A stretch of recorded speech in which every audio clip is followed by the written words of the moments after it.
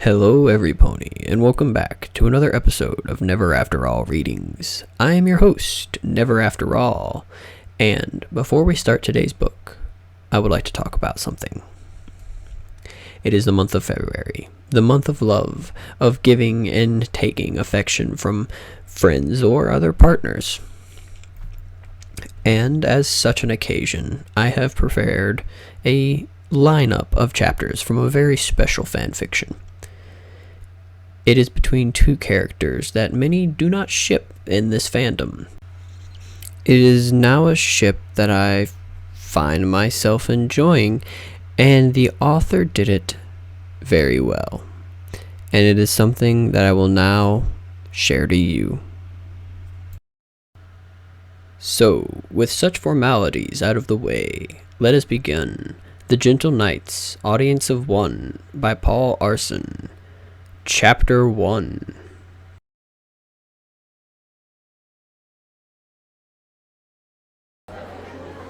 Octavia tilted her head back to gaze upon the vaulted ceilings of Canterlot Castle's grand hall. Her heart was beating like a drum at the sights: pearly white marble columns, brilliant historical tapestries, massive windows, and shimmering crystal chandeliers. She lowered her eyes to take in the bustling activity of hundreds of servants roaming and working and shouting, all preparing for the night's big event. There, far across the hall, beneath the widest window in the room, was a stage, and she was going to be on it. The thought had made the butterflies in her stomachs flutter about as a big grin spread across her face. "Oh my goodness, Parrish, look at this," Beauty Brass beamed in Octavia's face. "I can see her teeth." Octavia sealed her traitorous lips, but not before Parrish Notre Dame spun to catch the grin. "Holy horse apples, who are you and what have you done with Octavia?" Beauty pressed her hooves to Octavia's cheeks and examined her up close, her head tilting back and forth. "Do it again, maybe Tartarus will freeze over." Octavia rolled her eyes. "I get it," she said, her voice sounding odd with her cheeks pressed as they were. "I'm an emotionless priss. Please rub it in a little more." Parrish chuckled and turned back to his rolling harp stand. "Well, if you really want us to, I'm sure Bibi will oblige." "You bet." Beauty stepped back and continued by tapping her hooves. Pigs fly, the sun and moon rise at the same time, the Everfree going crazy, song and dance numbers creating alicorns, dogs and cats living together, changelings invade Canter. "Wait, that's it." She pointed to Octavia with a grin. "You must be a changeling." Octavia face-hooved. "Do forgive me if I am a little excited that one of my lifelong dreams happens to be coming true."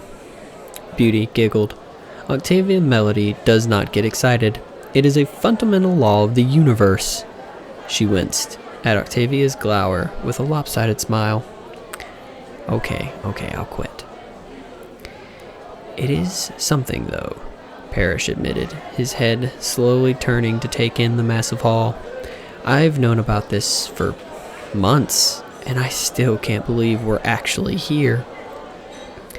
Beauty shrugged and turned to lift her saxophone case. "I know it's exciting the first time, but trust me, after about an hour you'll be wishing it was over. The Grand Galloping Gala has got to be one of the most boring social events in all of Equestria, even by elitist standards. No offense, Octi." They made their way to the stage, dodging the servants who scurried about them like ants. It was slow going, but Octavia didn't mind. It was hard to be annoyed by anything when walking on air. She stood on the tips of her hooves and tried to see over the heads of every pony, making out the majestic grand piano on one side of the stage. No sign of the pony who would be using it, though. Parrish glanced at her from over the group of servants rushing between them. Is he there?" "I don't see him," Octavia replied, settling back to a normal walk. She noticed his shoulders sag. "You act as if you won't show up." "I know I'm being silly." Parrish straightened up and offered a grin. "But I'm just so nervous-sided. Do you realize what an opportunity this is?" Beauty bumped him with an elbow. "No, not really. Why don't you remind us again? I don't remember it from when you said it." 10 minutes ago. I can't believe you're so calm about it, he replied as they reached the stage. Seriously, the guy came all the way from Germany, and we get to perform with him. Octavia climbed the access ramp ahead of her friends, muzzle held high. I'm sure that this is as big as an event for Mr. Horshapen as it is for us. Did Somponte say my name? Despite her posh manner, Octavia couldn't ignore the small increase of her heart rate. She turned with the others to see a brown earth pony step onto the stage opposite from them.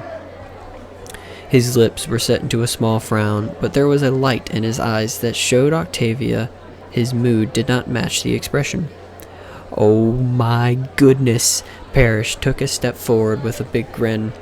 Mr. Horshapen, it's an honor. Frederick Horshapen nodded to Parrish. You must be Mr. Notre Dame. A pleasure. The pleasure is all mine, Parrish said, shifting back and forth, one hoof tapping the floor as he fought to keep his excitement in check. I want you to know I have all of your recordings. You must be in the single greatest. Beauty stepped up and pressed a hoof into his mouth. She tilted her head Frederick's way. Please do not mind him. He is a doddering idiot. Beauty Brass, nice to meet you. Frederick nodded her way as well.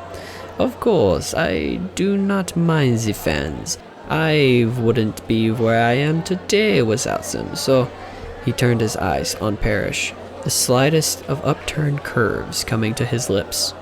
Feel free to gush. He was straining with the accent. It made him a little difficult to understand, but apparently Parrish got the gist. He pulled away from Beauty's hoof and beamed. I would be happy to gush. Why, I can gush so much that you have no idea. Beauty whacked him over the head and replaced her hoof on his lips. Take a chill pill, Parrish, and think about the phrase double entendre for a moment. Frederick chuckled, then turned his eyes on Octavia. She straightened out just a little bit at his steady gaze. You must be Miss Melody. Indeed. She gave him a small bow of her head and willed her heart to slow down a bit. It is good to meet you, Mr. Horshapen. I hope our playing does not disappoint. He seemed to consider her calm response. Suddenly, the stone that was his face cracked, and he was smiling. I do not believe any of you would be here if that was possible. And please, all of you, call in Mr. Frederick. With introductions over, and the ice effectively thawed, Parrish was let loose to gush at his leisure. He wasted no time, spending much of it exasperating on the wonders of Frederick's music. Beauty was sure to crack him over the head when he was getting a little too excited. But the pianist didn't seem to mind at all. Beauty had her own addition and praise every now and then, but for the most part, she and Octavia let Parrish do the job for all of them. Octavia devoted much of her time testing her cello and looking over the sheet music.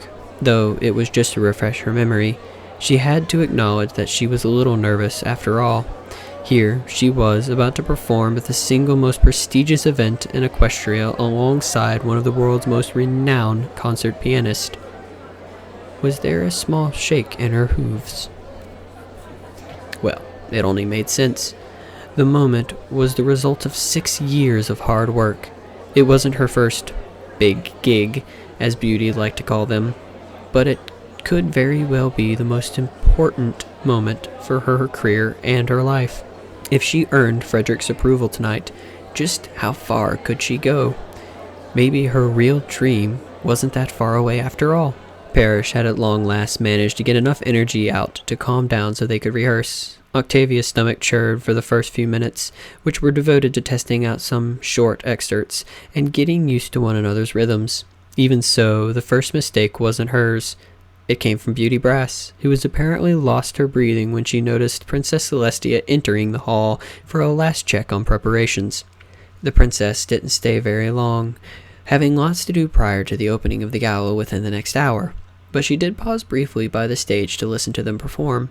Octavia was a nervous wreck the entire time, just waiting for Celestia's pleasant, welcoming smile turn into a frown at their playing. It never happened, though, and she actually praised them for their work before moving on to her next task, not once losing the ingratiating smile. Frederick spoke up after she had gone. Well, if ze have the princess's nods of approval, I think that we will be just fine. Shall we take the break until the actual event? He had to repeat the last line twice before Octavia, with the tiniest bit of frustration, told Beauty and Parrish, "We're taking a break." "Oh, right." Parrish blushed with her ears low. "Sorry." "I'm gonna get a bite to eat," Beauty informed them. "If it goes well, I expect that we'll be starved by the time our next break comes up." "Let me join you," Parrish said, blushing. Frederick cast a glance towards Octavia. "Are you not going to join them?" She shook her head as she put away their sheet music. "I'm too nervous for eating." He frowned, but it seemed to be more self-directed than anything. "Not because of my presence, I hope." She shook her head again, then reconsidered, and using her hooves to indicate a small amount. "It has to do more with how important this night could be for me." He tilted his head. "And what exactly this night mean for you?"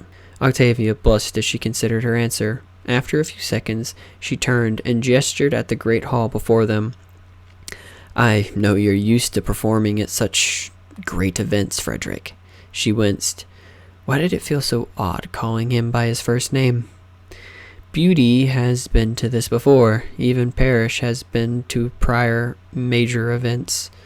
I, however, am largely unknown. To be perfectly honest, I'm not sure how they found my name amongst the list of potentials, or what made them think I was worthy.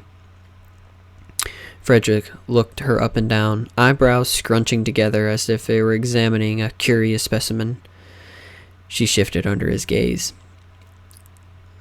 "I am surprised," he said at last. "I admit I'd never heard of you when they told me your name, but I assumed that was because I haven't been paying close attention to the Canterlot musicians for the past few years. Still, you look and act like an elite, established and well-connected musician of the region." She smiled and adjusted her bow tie with muzzle raised high. "Why, thank you. I work hard to maintain this look." His eyes ran over her again, but this time she didn't feel so anxious. He gave a firm nod and reared his head back to announce, "I like you." She gave him a prim expression to match. "Good. If the rest of the night goes poorly, at least I can say I've managed one good thing." Frederick tossed his mane with a proud smile and turned back to his piano. "Do not worry, Miss Melody. With ponies like us, how could a night ever go poorly?" Octavia was sitting behind a piano, rubbing her face with both hooves. Surely Frederick might never have suggested this would be a good night had he known that some apparently terrible ponies would be arriving to affectionately drown out whatever possibilities the quartet possessed. "That was awesome," Beauty announced with a grin. She was sitting beside Octavia, her saxophone still wrapped about her body. "I wish every Grand Galloping Gala was like this." "Outrageous!" Frederick, his pale mane akimbo, glared at the wrecked hall. "Who in the name of Celestia invited those ponies? Clearly a bunch of uncivilized ruffians." Parrish finally managed to stand his heart back up. "Not how I expected my first Grand Galloping Gala to go." Octavia groaned and stood. She eyed the elite ponies that filled the hall. Total chaos. From the fallen columns to a ruined buffet tables, Princess Celestia was attempting to placate the crowd, but she even acknowledged the Grand Galloping Gala was over. "Well, might as well pack up," Parrish grumbled. "I hope our pay doesn't get docked for only going through a third of the event." "I'm sure they will be most generous under the circumstances," Beauty said, her grin not diminishing in the slightest. If Octavia were any less of a pony, she might have slapped that smile off her friend's face. That thought made it clear. She needed to cool down. She closed her eyes and focused, becoming acutely aware of her rapid heartbeat and tense breathing. There was a distinct noise in the back of her mind, like a constant symbol, which was single most tall-tale sign. She pursed her lips tightly and began putting her cello away. "Octi?" Parrish leaned forward to study her a little. "You okay?" Octavia said nothing, which was enough of an answer for her two friends. Frederick watched her with tense frown but said nothing. "I'm going to take a walk in the gardens," Octavia announced, her head held high as she struggled to maintain her tone. She finished putting on her cello-carded saddle. "I will see you two later. Frederick, it has been a privilege." She left the hall, ignoring Beauty's half-hearted attempt to stop her. The royal gardens were abandoned, and for that Octavia was grateful. She could almost see the storm clouds hovering above her head. With no pony left to see, she allowed her lips to turn up into a sneer. There was only one cure for this. "Miss Melody?" It was all she could do not to let out a snarl. With great will, Octavia forced her lips into the most neutral position possible before turning. Frederick stood a few feet back, his frown ever present. "Yes, Frederick." He paused, rubbing his hoof over an unkempt mane. "I wanted you to know that your playing tonight was exemplary, and I hope that you might perform again soon." She blinked, her anger fading slowly at his words. Thank you." Those cymbals were still ringing, but she did her best to ignore them. He offered her a smile. "You are very welcome. Please do not be burdened by this night. I will do my best to help make up for it." Her jaw dropped before she could catch it. "Mr. Horshapen, it's really not necessary." "Do not be modest, please." He gestured to her cello. "I noticed that you did not play with your sheet music. Most impressive. It is a true shame that a pony of your talent could remain unknown." There was no escaping a blush. By now, Octavia's anger had faded away entirely, to be replaced by a certain bubbly excitement. Still, she kept her tone in check. "You are too kind, Frederick. Assuming that this night does not end my career." There were those cymbals again. "I will strive to be the best musician I can, in honor of your kind words." Frederick chuckled, the faintest hint of pink on his cheeks. "Your elegance puts me to shame, Miss Melody. I shall have to work on my speech so that I may keep up with you the next time we meet." He gave her the slightest of bows. "Do me the great honor of writing me. If you would be so kind, I would love to keep up with your career." Octavia had to fight to avoid a squee, instead of limiting herself to a proper, small smile. "I would be happy to. Thank you, Mr. Horshapen." He nodded with a beaming smile, and finally turned away. "I shall keep you no longer. I imagine you have some pent-up emotions to be free of. Good night, Miss Melody. I look forward to hearing from you in the future." "Good night, Mr. Horshapen." Octavia waited until he was well out of sight to turn around and clap her hooves with a giddy grin. This was turning out to be a good night after all. For the first time in her life, some pony big had noticed her. Even if the Grand Galloping Gala was a disaster, Frederick's endorsement might just fix all the damage. She let out an uncharacteristically girly giggle as she trotted to the grass, her mind swimming with possibilities. How curious. Not 3 minutes ago had she come out here to play some nice broody song to channel and loosen her frustration, but now she was thinking in precisely the opposite direction. She moved deeper into the gardens, looking for a place where she could play without the risk of being disturbed.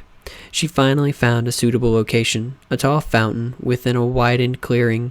She gazed up at the statue's buried face, watching water streamed from the wizard's top hat.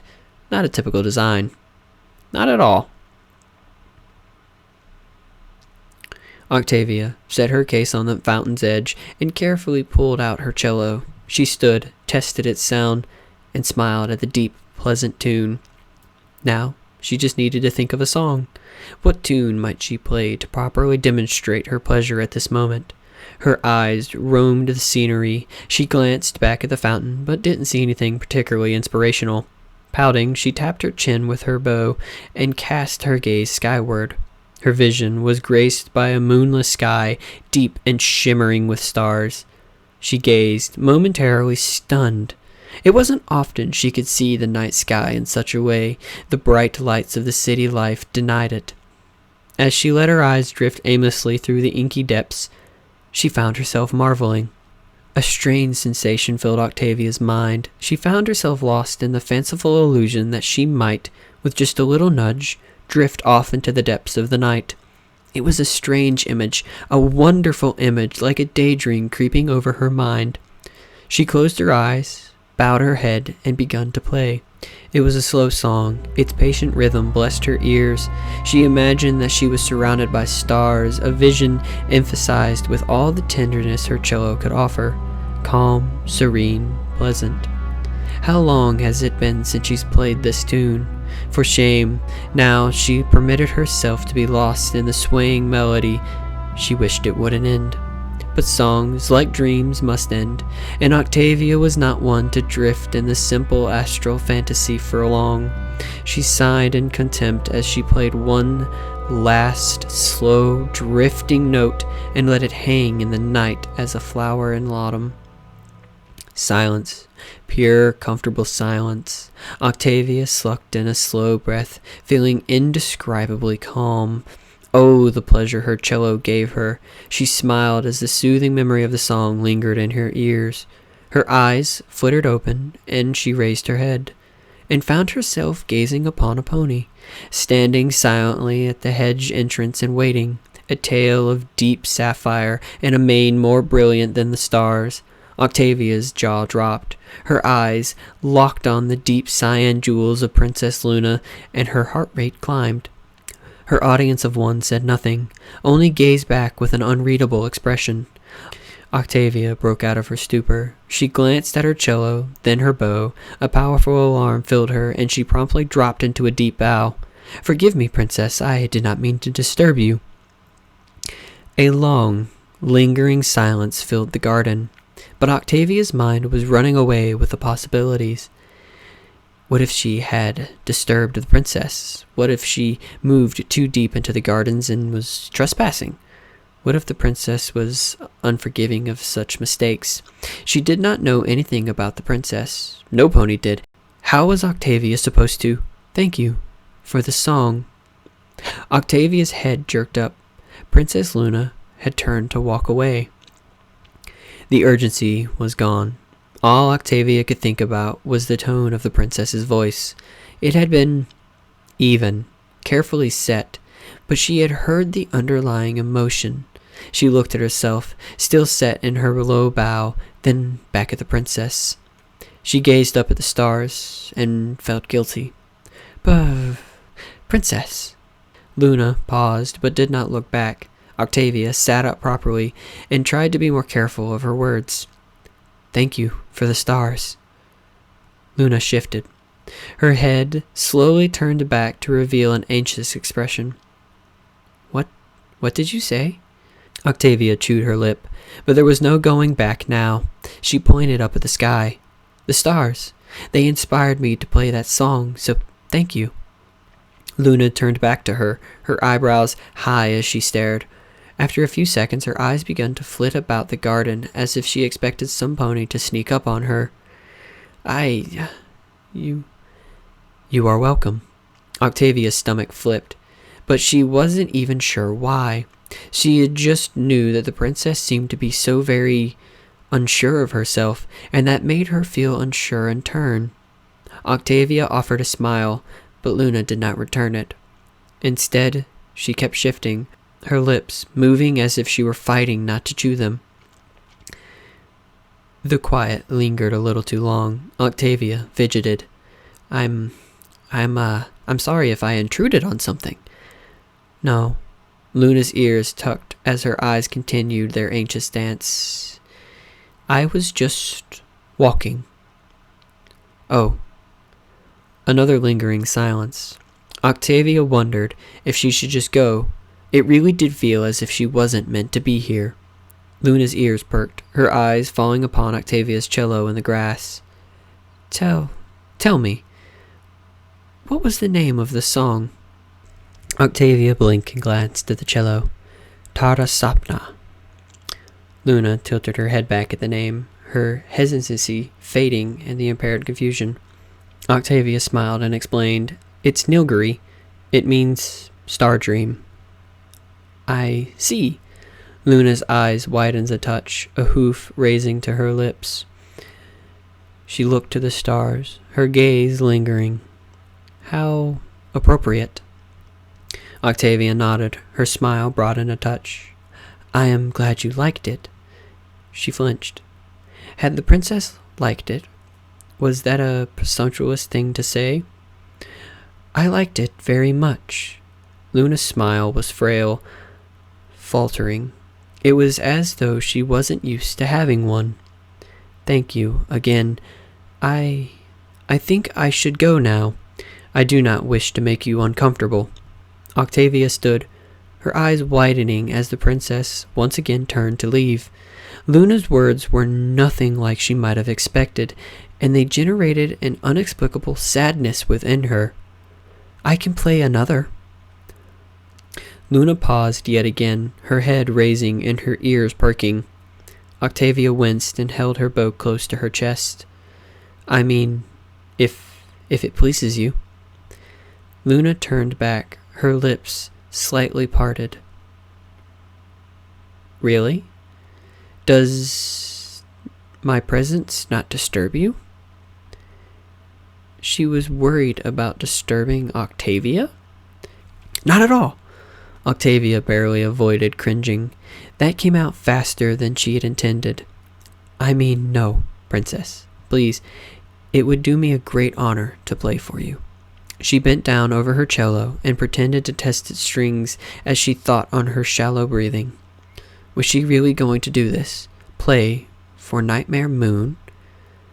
Then again, she wasn't Nightmare Moon anymore, was she? Sucking down her fears, Octavia lifted the cello into a proper playing position and turned to face the princess. Luna still had the mild, mystified expression, as if Octavia were a new entity beyond her comprehension. Her eyes shifted in a slow, continuous motion as she studied Octavia from hoof to mane. At last the princess sat. Octavia saw her swallow. Well, at least she wasn't the only one anxious about this encounter. Sucking in a slow, steady breath, Octavia set the bow to the strings. Princess Luna, what is your pleasure?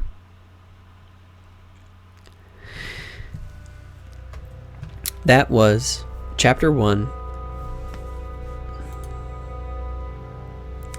That was Chapter 1 of The Gentle Knights, Audience of One. Once again, written by Paul Arson. With the end of the first chapter, I would like to include something at the end of this video before we let out. Not only will there be a link to this fanfiction, the author also has the book for sale on another website. I myself have recently bought a copy, as this is an amazing fanfiction. And I will be providing a link in the bottom of my description so that you also may go purchase your own copy. It is an amazing story, and it is an honor to now own a paperback version of this book. It is coming in the mail, and when it gets here, I will be sure to provide and honestly probably read from the book itself, as I have been reading from my phone the entire time. This one might be easier to read from the book. But with the end of the chapter and the end of the little extra credit I wanted to add on, it is time for today's reading to end. So with that, I want everyone to have a wonderful Never After All, and I will see you in our next reading. Good night, every pony.